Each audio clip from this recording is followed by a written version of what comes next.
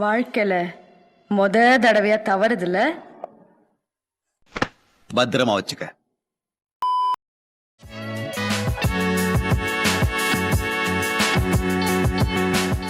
Hello all, வணக்கம். GT match செம்ம இன்ட்ரெஸ்டிங்கா போச்சு. ராஜஸ்தான் ராயல்ஸோட ஜெய்ப்பூர். பீடாக், வெல்கம் டு த ஷோ.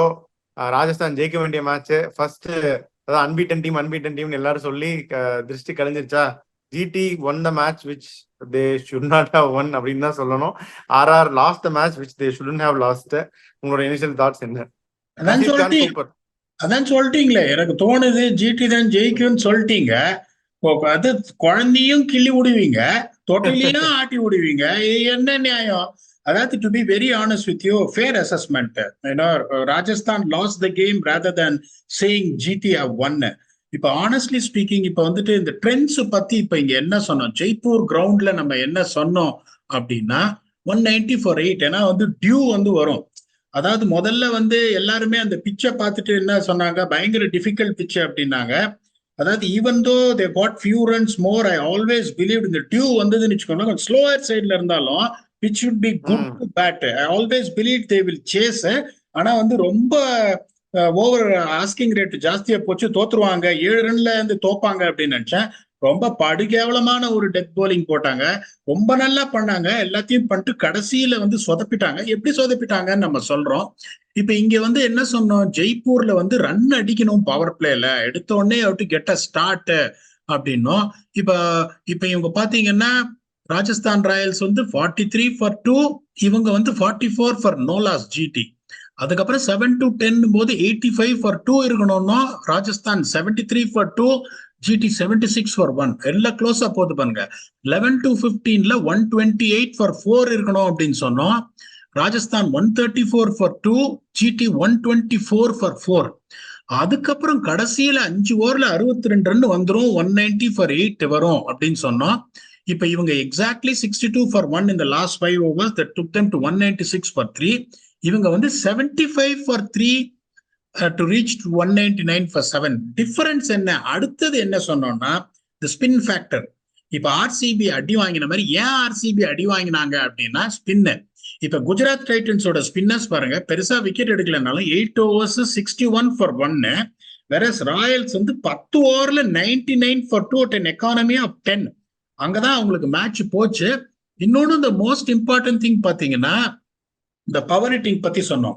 வேடு மாதிரி ஒரு ஆளு பவர் பிளேல தான் ஆடணும், ஒரு ஆளு மிடில் ஓவர்ஸ்லாம் ஆட முடியாது, ஷாட்டே கிடையாது அவருக்கு. அது ஒரு தப்பு பண்ணாங்க. சுப்மான் கில்லும் ரன்ன பால் ஆடுறாரு, சாய் சுதர்ஷனும் ரன்ன பால் ஆடுறாரு.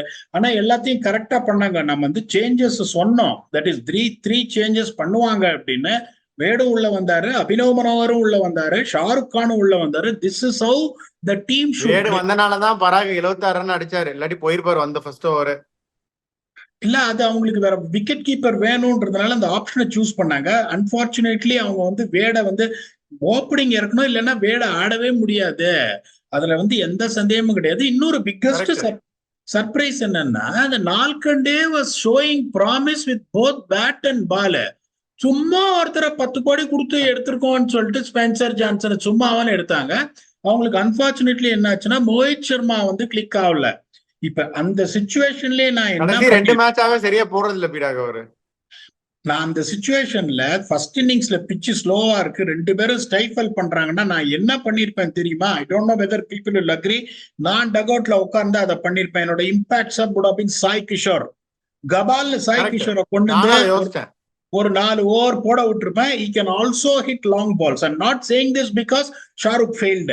இந்த சிச்சுவேஷன்ல நான் என்ன பண்ணிருப்பேன், இந்த மாதிரி எனக்கு இருக்கு அப்படின்னா rather than me chasing a hefty target of 197, கப்புன்னு அவரை நான் எடுத்துன்னு வந்திருந்தேன்னா கடைசியில வந்து இந்த ஃபாஸ்ட் போலர்ஸ் இந்த ஜான்சனு மோஹித் சர்மாக்கெல்லாம் கொடுத்து இவ்வளவு அடி வாங்கணும்ன்ற எனக்கு அவசியம் இல்லைன்னா.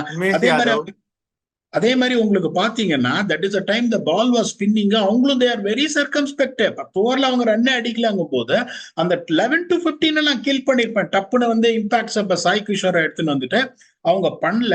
அதே மாதிரி இவங்க ஆடும்போது மகாராஜ் 2 ஓவர் பியூட்டிஃபுல்லா போட்டாரு, அஸ்வின் 2 ஓவர் பியூட்டிஃபுல்லா போட்டு எதுக்கியா கட் பண்றீங்க? எனக்கு I want to know the reason. First of all I just wanted to know the reason. இப்ப மகாராஜா நீங்க எதுக்கு ஆடினீங்க இம்பாக்ட்ஸ் அப்பா? எக்ஸ்ட்ராடினரி மூவ் மகாராஜா ஆடினது இந்த பிச்சுக்கு. பியூட்டிஃபுல்லா பிச்சை ரைட் பண்ணி கொண்டு வந்தீங்க. அவர் 2 ஓவர்ல 16 ரன் போடுறாரு. எதுக்கு ஆடுறீங்க இம்பாக்ட்ஸ் அப்ப? Ashwin first 2 overs extraordinary. இப்ப Chahal has been slightly expensive because is going for wickets. நிறைய தூக்கி போடுறாரு, ரன் போலாம், but is done is job. 4 over purple cap வச்சிருக்காரு. 4 over 43 2 wicket.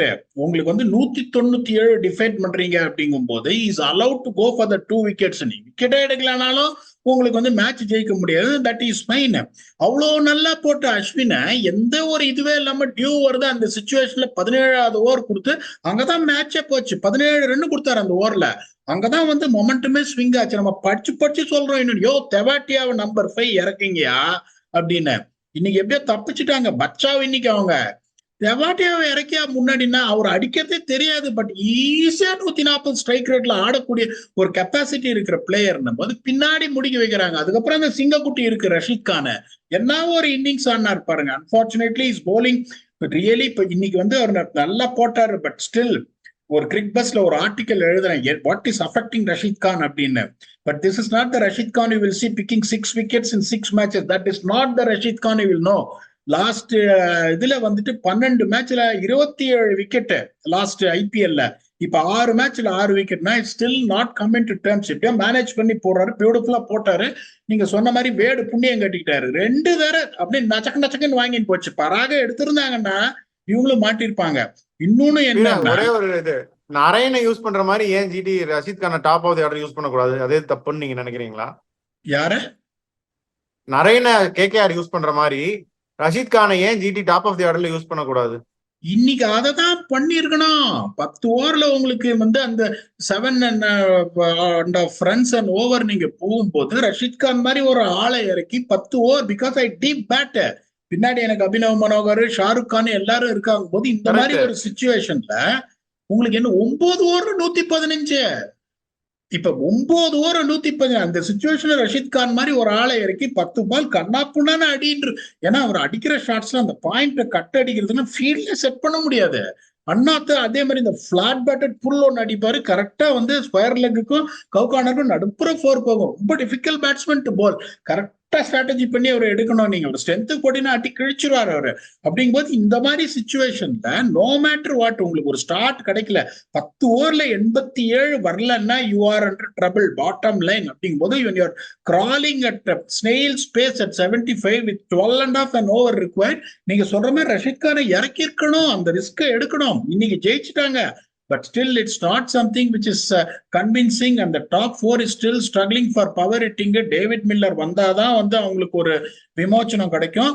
they are in trouble. அதே மாதிரி they should bring, that is what will allow him to bring Darshan Nalkande in place of Spencer Johnson, David Miller in place of இவரு என்ன Matthew வேடு. But ஒரே problem இங்க எப்படி மாட்டிப்பாங்கன்னா, அப்போ வந்து உங்களுக்கு ஈதர் மனோகரோ ஷாருக் கானோ வெளியே போகணும் டு அகாமடேட் விக்கெட் கீப்பர். இவங்களால விக்கெட் கீப்பர் ஆப்ஷன் யாருமே பண்ண முடியாதுன்றதுனால அப்படி மாட்டிப்பாங்க.